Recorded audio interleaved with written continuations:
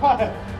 और वैसे भी 1995 माननीय सर्वोच्च न्यायालय ने अपने आदेश में कहा था हिंदू कोई धर्म नहीं, कि लोगों के जीवन जीने की शैली है। यही नहीं, जो सबसे बड़े धर्म के ठेकेदार बनते हैं, आरएसएस के प्रमुख मोहन भागवत जी ने भी कहा है, एक नहीं दो बार कहा, हिंदू धर्म नाम का कोई धर्म नहीं है, बल्कि लोगों के जीवन जीने की कला। देश के माननीय प्रधानमंत्री जी ने भी कहा, माननीय मोदी ने भी कहा, हिंदू धर्म नहीं है।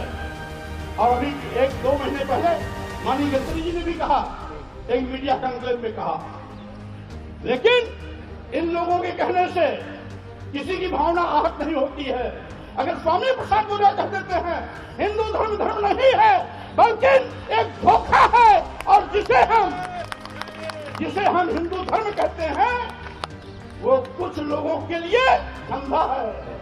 जब हम कहते हैं कि ये कुछ लोगों के लिए धंधा है, तब पूरे देश में भूचाल लग जाता है।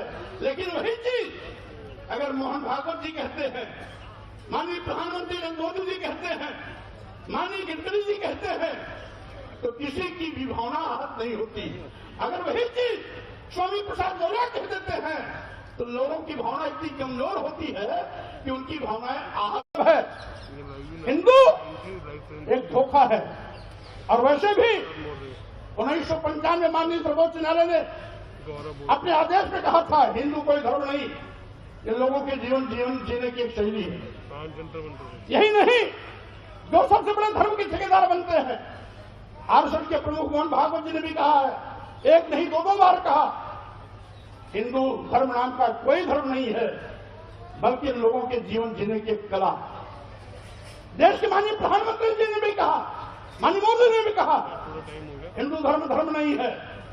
और अभी 1-2 महीने पहले माननीय गडकरी जी ने भी कहा, एक मीडिया कॉन्क्लेव में कहा। लेकिन इन लोगों के कहने से किसी की भावना आहत नहीं होती है। अगर स्वामी प्रसाद मौर्य कह देते हैं हिंदू धर्म नहीं है, बल्कि एक धोखा है, और जिसे हम हिंदू धर्म कहते हैं वो कुछ लोगों के लिए धंधा है। जब हम कहते हैं कि ये कुछ लोगों के लिए धंधा है, तब पूरे देश में भूचाल लग जाता है। लेकिन वही चीज अगर मोहन भागवत जी कहते हैं, माननीय प्रधानमंत्री नरेंद्र मोदी जी कहते हैं, माननीय गडकरी जी कहते हैं, तो किसी की भी भावना आहत नहीं होती।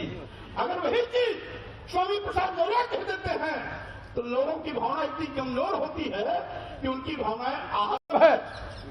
हिंदू एक धोखा है।